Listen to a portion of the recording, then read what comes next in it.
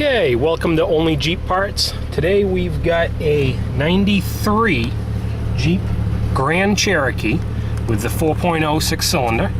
This has 186,602 miles, and we've already got it up to temperature here. See, that's just about 210. Sitting here at an idle, that looks like 45 pounds of oil pressure.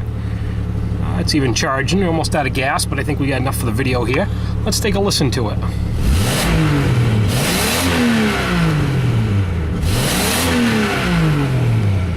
As you can hear, very responsive, runs excellent, idles the way it should. Just a great running engine.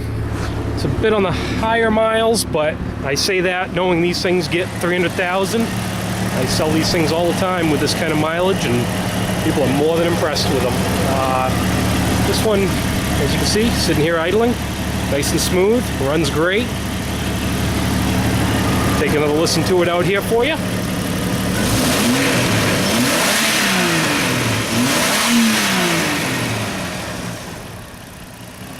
Like I said, just a great running engine.